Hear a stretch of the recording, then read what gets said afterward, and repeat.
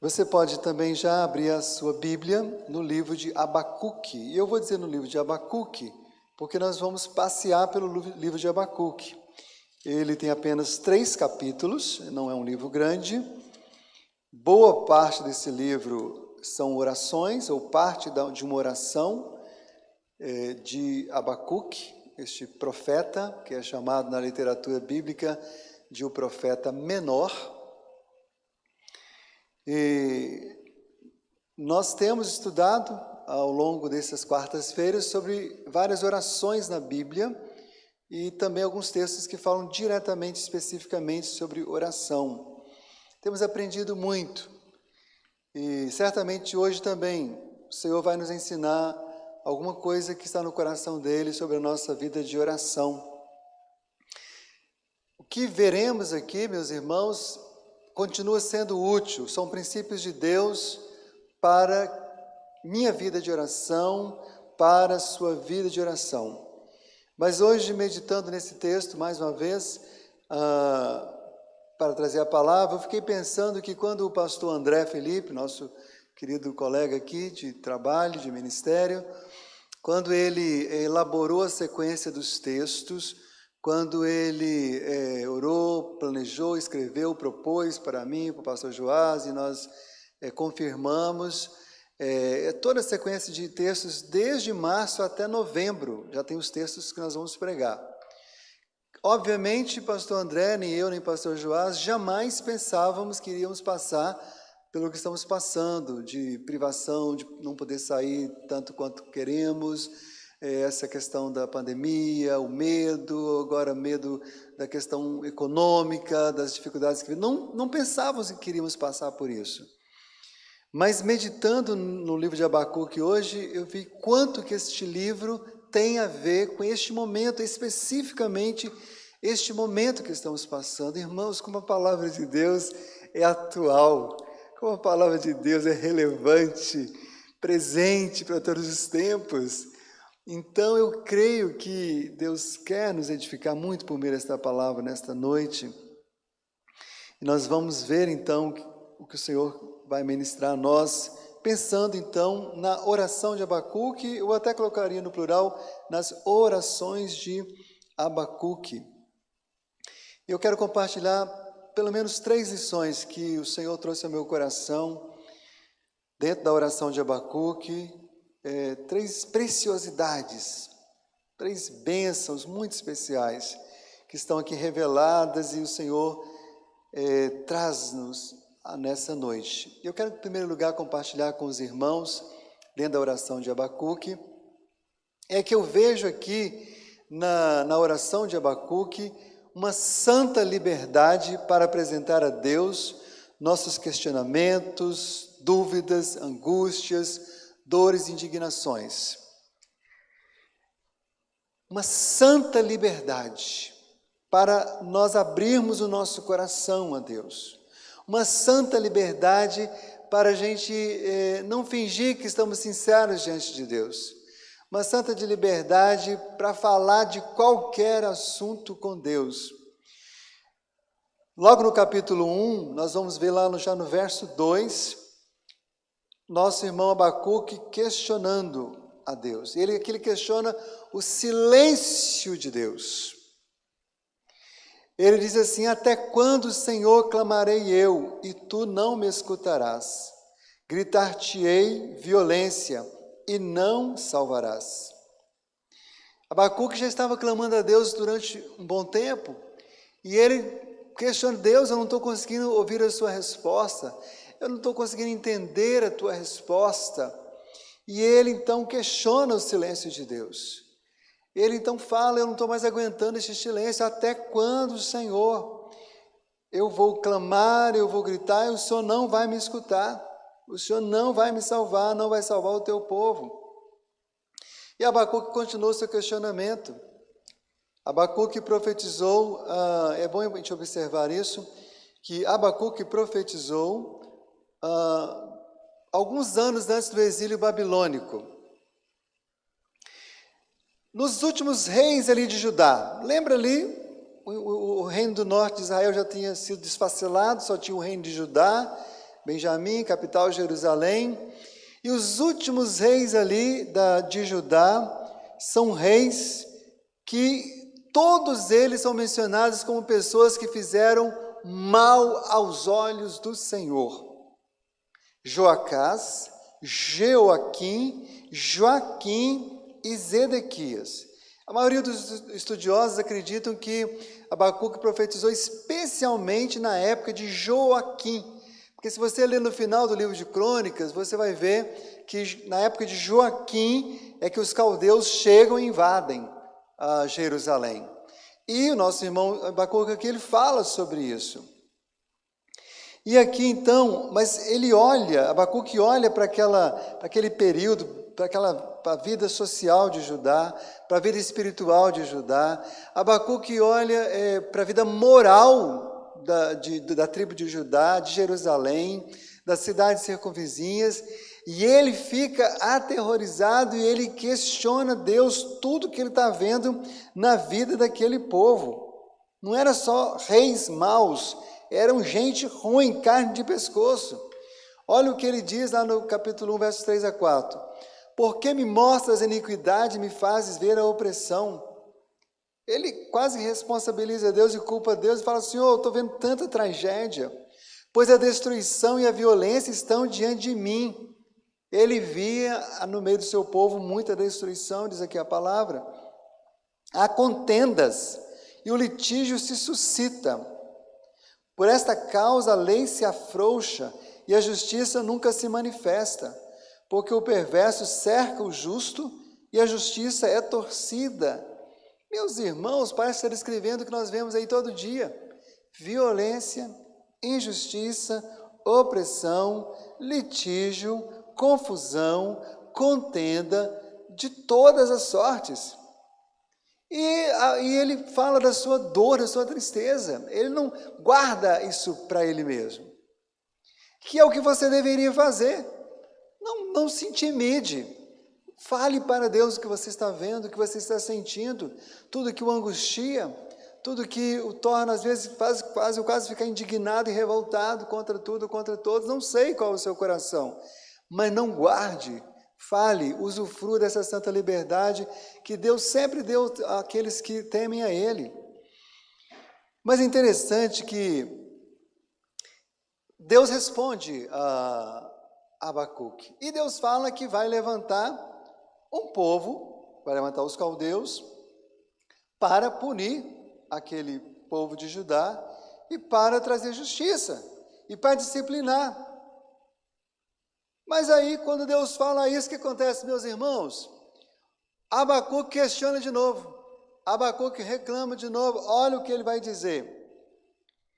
Não és tu, ele vai dizer isso no capítulo 1, versos 12 e 14. Não és tu desde a eternidade, ó Senhor meu Deus, ó meu santo. Não morreremos, ó Senhor, para executar o juízo, puseste aquele povo. Tu, ó rocha, o fundaste para servir de disciplina. Primeiro ele faz uma declaração. Mas depois, olha, ele continua as perguntas. Tu és tão puro de olhos que não podes ver o mal e a opressão não podes contemplar. Por que, pois, toleras os que procedem perfidamente e te calas quando o perverso devora aquele que é mais justo do que ele? Por que fazes os homens como os peixes do mar, como os répteis que não têm quem os governe? Observe, irmãos, que Abacuque aqui não tem dúvida de que Deus é justo, de que Deus é santo, Deus é perfeito, mas ele, como expõe Deus assim, olha, o Senhor é tão justo, tão perfeito, por que está acontecendo isso? Eu não estou entendendo. Por que há toda essa tragédia, toda essa injustiça? Porque eu achei fantástico isso aqui, porque eu olho para isso daqui, vejo o nosso país, eu vejo tantas nações, eu vejo as nações do mundo, porque fazes os homens como os peixes do mar, como répteis, que não tem quem os governe. Tanto desgoverno, tantas dificuldades. Deus, então, poderia falar assim, Abacuque, você reclamou porque havia injustiça dentro do povo de Judá. Agora eu digo que eu vou executar a justiça contra o povo de Judá, trazendo os caldeus, você também está questionando. Deus poderia simplesmente repreendê-lo, e ele poderia fazer, e o fez com outros irmãos. Mas a gente vê claramente aqui um Deus muito acolhedor, um Deus que não joga na cara, mas ele ouve. E isso me faz lembrar do nome e do significado de Abacuque. Muitos dos estudiosos da língua hebraica dizem que o principal significado do nome de Abacuque é abraço. Abraço, o que a gente não está podendo fazer, olha só que ironia, né? O que a gente não está podendo fazer nesses dias é abraçar. Mas é como se Deus, usando este homem, este profeta, com este significado, de certa forma Deus estava abraçando aquele homem. Abraçando como um pai abraça o seu filho. Um pai que ouve atentamente seu filho, mesmo quando esse filho fala abobrinha, mesmo quando ele fala o que não sabe. Irmãos, nós já fomos crianças. Quantas besteiras já falamos para os nossos pais? Nós temos filhos, alguns deles de vocês são crianças. Falam coisas ingênuas, falam coisas absurdas. Mas eu tenho certeza, mesmo que você os corrija na hora certa, mas na maior parte do tempo a gente acolhe, a gente ouve porque sabe que é uma criança, que não tem a maturidade que você tem. Se a gente que é pai falho faz isso, imagine Deus perfeito, amoroso, um pai que ouve. E assim eu vejo aqui Deus também como uma figura de um bom médico que ouve a história do seu paciente sem censurá-lo, para depois oferecer o remédio, o tratamento e a cura. Deus ouve o paciente falar da sua dor, da sua história, das suas dificuldades, das suas inquietações. Irmãos, eu tenho um profundo respeito pelo trabalho dos profissionais da saúde, principalmente profissionais da saúde mental. Então, pessoas que trabalham com a escuta, que têm que ouvir, que têm que acolher. E quantas pessoas, são ministradas por esses profissionais, são abençoadas. Mas eu preciso dizer, sem desmerecer em nada os nossos irmãos profissionais da área, que o melhor divã que existe é o divã de Deus. É o divã do Senhor, Deus.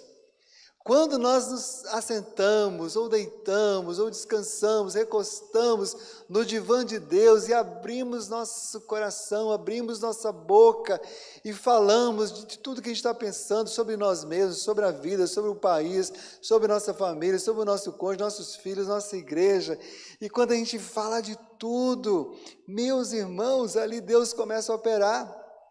E Deus ouve pacientemente, não porque foi pago, como a gente precisa pagar quando vai a um consultório desse. Não porque Deus é um profissional que está ali para isso, mas porque Ele é Pai, porque Ele é cheio de graça, Ele é cheio de amor, e Ele ouve as pessoas que vão até Ele e abrem seus corações em oração. E a oração, então, é esse lugar maravilhoso de partilha, de abrir o coração. A maioria das pessoas que eu conheço tem dificuldade em ir a um psicólogo porque não sentem liberdade para falar de si. Eu posso entender, tenho encorajado e encaminhado muitos a fazê-lo.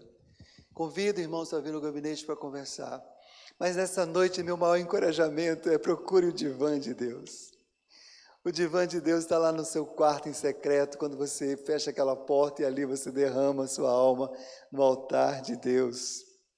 Deus convida os seus filhos, pela mediação de Cristo Jesus, pela intercessão do Espírito Santo, a abrir seus corações a Ele e falar de tudo que está ali. Então a oração de Abacuque é marcada por essa liberdade santa, de estar diante do perfeito, do glorioso, do excelso, do tremendo, do Deus Todo-Poderoso e ser a gente mesmo diante de Deus. Espero muito que você usufrua disso nesses dias de pandemia, nesses dias que talvez você não vai ter muita gente para te ouvir, principalmente aqueles irmãos que estão mais isolados, mas lembre-se que Deus sempre está pronto a ouvi-lo.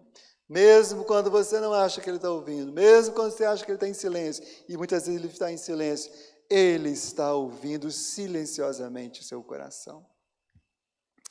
Mas há uma segunda lição maravilhosa que eu quero compartilhar com os irmãos, que está também aqui neste texto da palavra de Deus. Nós vemos aqui na oração de Abacuque uma declaração de duas realidades aparentemente contraditórias, mas absolutamente verdadeiras, que são soberania de Deus e responsabilidade humana. Deus aqui, meus irmãos, vai abrir os olhos de Abacuque, vai abrir o entendimento de Abacuque para essa verdade maravilhosa que muitas vezes nós custamos a entender, custamos a aceitar, custamos a nos alegrar com ela, mas são verdades deliciosas, verdades transformadoras. E aqui, primeiro vamos falar da soberania de Deus, depois vamos falar sobre a responsabilidade humana. A gente vê aqui no livro de Abacuque, assim como Deus faz em toda a Escritura, que Deus assume certa responsabilidade sobre os eventos que acontecem sobre a terra, que acontecem sobre as nações, que acontecem sobre os indivíduos. Aliás, o próprio Abacuque, no capítulo 1, verso 5, tem um pouco mais depois, verso 6, ele vai dizer, mas vamos começar com o verso 5, diz assim a palavra, Deus falando, vede entre as nações, olhai, maravilhai-vos e desvanecei, porque realizo em vossos dias tal obra, que vós não crereis quando vos for contada. Interessante que alguns estão dizendo assim já hoje, né? No final do século 21, vão olhar para trás e vão contar essa história. E muitos não vão acreditar nessa história. Muitos não vão acreditar que nações tão poderosas caíram. Muitos não vão acreditar que o petróleo, que era tão caríssimo, começou a ser doado por empresários dos Estados Unidos. Nunca vão acreditar que milhares ou milhões de pessoas morreram num curto período. Muitos não vão acreditar que ruas ficaram desertas, Nova York, Londres, Tóquio, Paris, cidades estão povoadas, estão cheias de gente. Muitos não vão acreditar que as fronteiras foram fechadas. Muitos não vão acreditar tantas coisas. Mas talvez muitos não vão entender que havia também a mão de Deus nisso. E aí que Deus está falando, olha, eu quero dizer para vocês que vejam entre as nações, olhai, maravilhai, desvanecei, porque eu realizo em vossos dias obra tal que vós não crereis. A gente não deve prestar atenção somente nas coisas que esses olhos veem, mas tentar ver com os olhos da fé, os olhos da Bíblia, o que Deus está fazendo, irmãos, que Deus está fazendo algo que é muito maior do que você pode imaginar. Deus está operando. Pois eis que suscita os caldeus, nação amarga e impetuosa, que marcham pela largura da terra, para apoderar-se das moradas que não são suas. Muitos irmãos, eu sei que fazem isso com o coração quebrantado, não fazem por mal, mas olhem às vezes para o futuro, olhem para as questões escatológicas com pavor, com medo, e ficam anotando, será que essa nação vai fazer isso, será que essa nação vai fazer aquilo? E, irmãos, nenhuma nação fará aquilo que Deus não determinar que ela faça. Se a China vai se levantar, se outro país vai se levantar, se vai controlar o mundo, ninguém tirará o controle do Senhor. Ninguém dará uma voz de comando que Deus dos seus altos céus e de toda a eternidade não tenha dado ressoando na terra. O Senhor sustentará o seu povo, o Senhor cumprirá os seus desígnios. E me assusta muito, mas eu não posso deixar de ler Abacuque 2, 5 a 20, porque aqui a gente vê muito do que a gente está vendo aqui agora. Por exemplo, logo no início do verso 5, capítulo 2, vai dizer assim, adiante dele vai a peste, e a pestilência segue os seus passos. Ele para e faz tremer a terra, olha e sacode as nações, esmigalham-se os montes. E é interessante que nesses dias nós não temos visto apenas peste, e interessante que não estamos vendo o tremor da terra, ao contrário, todos os cientistas estão maravilhados porque a terra está tremendo menos. Esmigalham-se os montes. Não vem do Senhor dos exércitos que as nações labutem para o fogo e os povos se fatiguem em vão? Pois a terra se encherá do conhecimento da glória do Senhor, como as águas cobrem o mar. Irmãos, Deus está revelando a sua glória. E Deus vai revelar mais a sua glória nos próximos dias. Estejam atentos e vejam a glória do Senhor. Ai daquele que dá... E aí Deus agora vai trazer 5 ais. 5 coisas que ele diz o seguinte, eu estou julgando essas atitudes, eu estou julgando essas pessoas, eu estou tratando no profundo para transformar e revelar a iniquidade do mundo. E olha só os ais, se esses ais não cabem em nossos dias. Ai daquele que dá de beber a seu companheiro, misturando a bebida e seu furor, o seu furor, que o embebeda para lhe contemplar as vergonhas. Serás fartos de opróbrio em vez de honra, bebe tu também e exibe a tua incircuncisão. Chegará a tua vez de tomares o cálice da mão direita do Senhor, e a ignomínia cairá sobre a tua glória. Meus irmãos, isso acontece literalmente. Você sabia que quase todos, se não todos, as pessoas que se expõem em fazendo filmes e fotos pornográficas, eles estão embebedados, eles estão drogados, porque a maioria das pessoas não conseguem se expor tanto tempo fazendo o que fazem para vender seus corpos, para ganhar dinheiro, se não estiverem embebedadas. Hoje a indústria pornográfica é a indústria uma das mais poderosas do mundo. E hoje o vício pornográfico é um dos vícios que mais destrói pessoas, saúde, casamentos, empregos no mundo. Não se engane, essa é uma realidade, porque ela é escondida e ela é feita em nome de um prazer supostamente legítimo, que é o sexo. Mas Deus está tratando, ai daqueles, porque a violência contra o Líbano te cobrirá, e a destruição que fizeste dos animais ferozes te assombrará, por causa do sangue dos homens, da violência contra a terra, contra a cidade, contra os seus moradores. Que aproveita o ídolo, visto que o seu artífice o esculpiu, e a imagem de fundição mestra de mentiras, para que o artífice confie na obra, fazendo ídolos mudos. Ai daqueles que diz a madeira acorda e a pedra muda, desperta, pode o ídolo ensinar, eis que está encoberto de ouro e de prata, mas no seu interior não há fôlego nenhum. O Senhor, porém, está no seu santo templo, cale-se diante dele toda a terra. O Senhor está batendo os ídolos da humanidade, está batendo os ídolos até mesmo de cristãos, e você deveria muito pedir a Deus que revele quais são os ídolos que Ele quer bater no seu coração nesses dias. Meus amados irmãos, é maravilhoso nós vermos a obra de Deus, o agir de Deus na vida do seu povo, na vida da sua igreja. E nós vamos ver aqui na palavra de Deus que, ao mesmo tempo que Deus fala claramente sobre essa grande realidade da soberania de Deus, do Senhor, Ele também fala da realidade da responsabilidade humana. Nós vemos lá no verso 11, então passa como passa o vento e seguem, fazem-se culpados este cujo poder é o seu Deus. Irmãos, o homem tem grande responsabilidade sobre tudo que está acontecendo.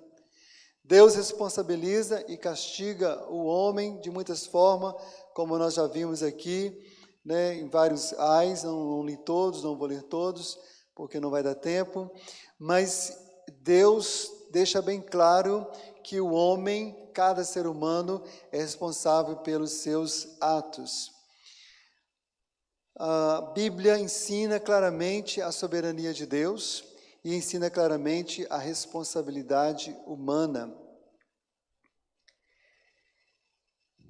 Assim como o vinho enganoso, tão pouco permanece o arrogante, cuja gananciosa boca se escancara, como sepulcro e como a morte que não se farta. Ele ajunta para si todas as nações e congrega todos os povos. Não levantarão, pois, todos estes contra ele um provérbio, um dito zombador. Dirão, ai daqueles que acumulam o que não é seu. Até quando? Daquele que a si mesmo se carrega de penhores. Não se levantarão de repente os teus credores, não despertarão os que te hão de abalar. Tu lhes servirá de despojo. Visto como despojaste muitas nações, todos os mais povos te despojarão a ti por causa do sangue dos homens, da violência contra a terra, contra a cidade, contra os teus moradores. Ai daquele que se ajunta em sua casa bens mal adquiridos, para pôr em lugar do alto do seu ninho, a fim de livrar-se das garras do mal. Vergonha maquinaste para a tua casa, destruindo tu a muitos povos, e pecaste contra tua alma.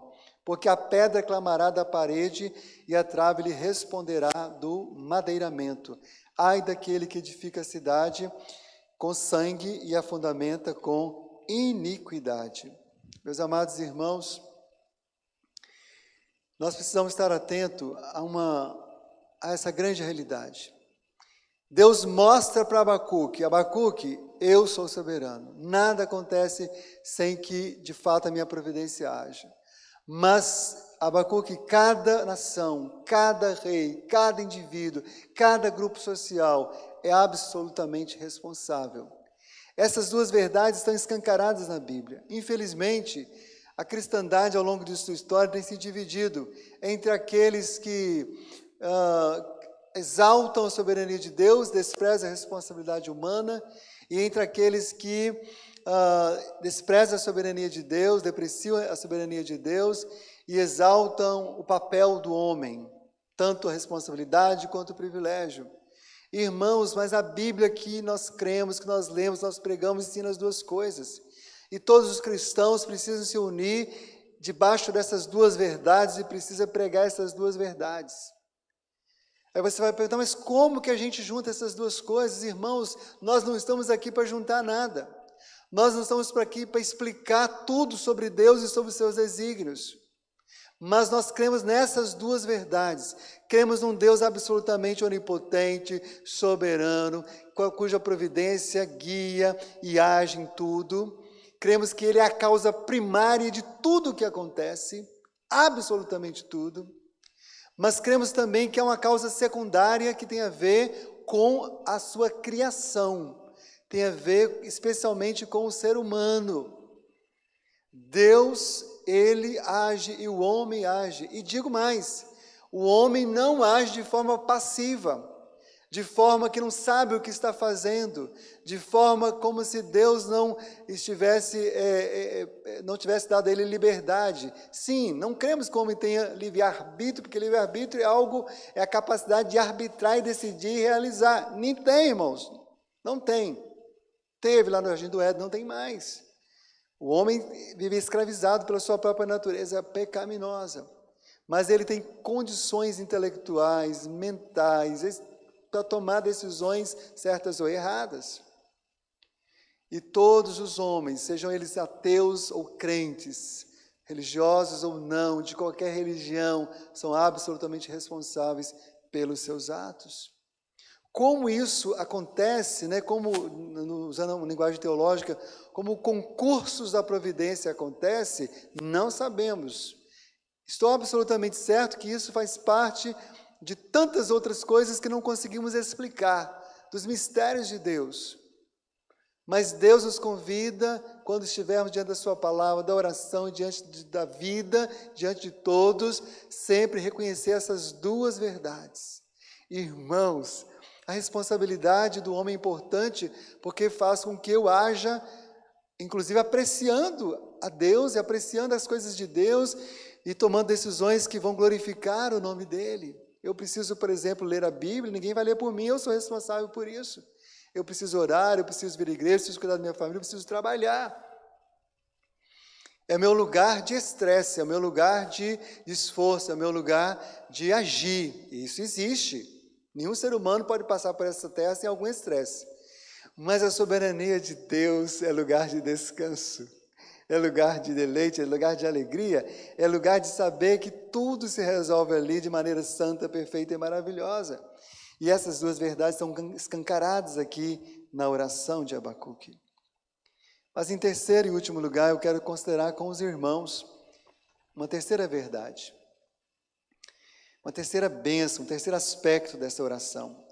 Uma fé, uma esperança e uma alegria que vem de Deus quando usufruímos dessa liberdade e aceitamos essas verdades. Queridos, quando a gente entende a liberdade que Deus nos dá, e quando a gente entende que essas duas verdades são reais e que a gente precisa conviver com elas, e o que elas significam para as nossas vidas, nasce uma fé, uma esperança e uma alegria indizível. E eu digo isso com um sorriso nos lábios porque é o que está no meu coração. É onde eu me deleito, é onde eu me animo. Abacuque, no capítulo 2, ele vai dizer: Por-me-ei na minha torre de vigia, colocar-me-ei sobre a fortaleza, e vigiarei para ver o que Deus me dirá e que resposta terei à minha queixa. Ele sabia que Deus ia responder em algum momento. E ele diz, o Senhor me respondeu, ele tinha esperança e disse, escreve a visão, grava sobre tábuas, para que possa ler até quem passa correndo. E ele registra a visão, e essa visão chegou até nós, que coisa maravilhosa, porque a visão ainda está para cumprir-se no tempo determinado, mas se apressa para o fim, não falhará. Se tardar, espera-o, porque certamente virá, não tardará, querido, tudo que é de Deus, na sua palavra, virá. E quando nós oramos, quando nós buscamos a Deus, Deus nos mostra isso, Deus nos lembra disso, Deus renova essa palavra, essas promessas maravilhosas. Se tardar, espera, irmão. Aquela bênção, aquele pedido que você acha que está tardando, espera, a não ser que Deus mostre claramente o contrário. E ele continua, eis o soberbo, sua alma não é reta nele, mas o justo viverá pela sua fé. Pela fé nesse Deus soberano, maravilhoso, cheio de graça, cheio de amor, cheio de justiça. Assim como o vinho enganoso, tampouco permanece o arrogante, cuja gananciosa boca se escancara como sepulcro, e é como a morte, que não se farta. Ele ajunta para si todas as nações, congrega todos os povos. Isso é o arrogante, mas você não é arrogante. E se você é, arrependa-se da sua arrogância e usufrua daquilo que Deus é e da palavra de Deus, ao invés de ficar brigando com Deus ou negando Deus, porque você não entende tudo. É interessante que o melhor período de Judá, no reino de Judá, antes de Abacuque, aconteceu 3 reis antes do rei Joaquim. Foi com o rei Josias, lembra? Josias, aquele rei com o coração temente a Deus, que falou assim, eu vou reformar o templo. E aí começaram a reformar o templo, acharam o livro da lei. E Ilquias achou o livro, trouxe para o rei se quebrantou, se arrependeu dos seus pecados, mandou arrancar tudo quanto é ídolo da vida daquele povo, e consagrou oração, e consagrou todo mundo, e houve um avivamento ali na vida do povo de Judá. Agora o nosso irmão Abacuque ora a Deus, ele lembra dessa história que era contada, ele mesmo não tinha experimentado, porque tinha acontecido 3 reinados antes, e ele vai então dizer no capítulo 3, tem ouvido, ó, no versículo 1 e 2, tem ouvido, ó Senhor, as tuas declarações, e me sinto alarmado, aviva a tua obra, ó Senhor, no decorrer dos anos, e no decurso dos anos faze-a conhecida. Na tua ira, lembra-te da misericórdia. Deus vem de Temã e do Monte Parã, vem o santo, a sua glória cobre os céus e a terra se enche do seu louvor. O seu resplendor é como luz, raios brilham na sua mão, ali está velado o seu poder. Que coisa maravilhosa. Ele pensa assim, Deus operou um grande avivamento, uma grande transformação na vida desse povo, na época do rei Josias. Eu ouço essa história e eu vou bater meu joelho, eu vou clamar, Deus, permita-nos ver novamente o avivamento no meio da tua igreja. Irmão, se tem uma coisa que Deus quer que a gente faça, e você devemos fazer, é isso. A gente não pode produzir o avivamento, a gente pode esperá-lo, a gente pode orar por ele, a gente pode se preparar para esse tempo, a gente pode buscar ao Senhor. Nasce esperança no coração daquele homem, nasce fé e nasce alegria. Olha o que diz o capítulo 3 a partir do verso 17. Ainda que a figueira não floresça, nem haja fruto na vide, o produto da oliveira minta, os campos não produzam mantimento, as ovelhas estejam arrebatadas do aprisco e nos currais não haja gado. Todavia eu me alegro no Senhor, exulto no Deus da minha salvação. O Senhor Deus é a minha fortaleza e faz os meus pés como os da corça e me faz andar altaneiramente ao mestre de canto para instrumentos de corda. O camarada era cantor da tribo de Levi, profeta de Deus, e ele abre a boca e canta ao Senhor, ele adora o Senhor, e ele declara que mesmo que as coisas não mudassem ao seu redor, que as circunstâncias fossem as piores na economia, na vida pessoal, em tudo, ele tinha tomado uma decisão, ele ia se alegrar no Deus que ele acreditava e servia. Ele ia se alegrar na salvação de Deus, como nós cantamos aqui, naquele hino ao Deus de amor e bênção e bondade, mas seu amor aos homens perdidos, das maravilhas é sempre a maior. Irmãos, eu já falei sobre isso aqui um dia desse, repito, a maior maravilha que Deus vai fazer não é trazer a cura para essa pandemia. Eu espero que Ele traga, tenho orado por isso, mas não será a maior. Nada é maior do que o amor de Deus revelado em Cristo Jesus para salvar a mim e você. E essa alegria tem que ser a maior em nossas vidas. Nenhuma outra alegria. Toda vez que uma outra alegria supera essa, certamente há pecado, há iniquidade, há idolatria, e Deus pode trazer seu quebrantamento sobre nós. Uma fé, uma esperança, uma alegria que vem de Deus, quando usufruímos dessa liberdade e aceitamos essas verdades. Lembra de Jó? Jó teve seu período de questionamento, Deus ouviu, Deus respondeu, mas ele só foi se alegrar, ele só foi se refazer, foi quando ele se rendeu e disse: Senhor, perdoa-me. Senhor, eu sei que o meu Redentor vive. Senhor, eu conheci só de ouvir falar, mas agora sim os meus olhos te veem. Meus amados e queridos irmãos, quero concluir esta palavra, então, lembrando essas 3 verdades maravilhosas na oração de Abacuque. Essas 3 bênçãos, 3 ensinamentos. Uma santa liberdade para apresentar a Deus nossos questionamentos, dúvidas, angústias, dores e indignações. Que você usufrua dessa liberdade em nome de Jesus. Mas essa palavra também nos mostra, nos revela, nos ensina que aqui é uma declaração de 2 realidades aparentemente contraditórias, mas absolutamente verdadeiras: soberania de Deus e responsabilidade humana. Não negue nenhuma nem outra, porque qualquer um que você negar, nega a palavra de Deus, nega a verdade de Deus. Mas usufrua dessa fé, dessa esperança, dessa alegria que vem de Deus, quando nós gozamos da liberdade de estarmos na sua presença, abrindo nosso coração e nos deleitamos dessas verdades maravilhosas. Queridos irmãos, quero concluir dizendo que muitas vezes não entendemos os planos de Deus para nós.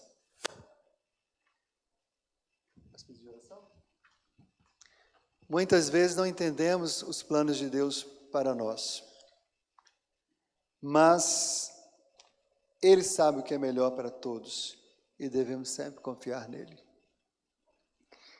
Que você cresça na sua vida de oração. Nós não estamos aqui toda quarta-feira falando de oração para cumprir uma tabela, para cumprir uma tradição, uma agenda. Nosso desejo é que eu, você, todos nós, a Igreja Presbiteriana de Jardim Cambori, todos os nossos ouvintes, cresça na sua vida de oração, cresça nessa intimidade com o Senhor. Deus tem nos garantido isso por causa de Jesus e em Jesus. Não negligencie tão grande bênção. Que Deus assim nos abençoe.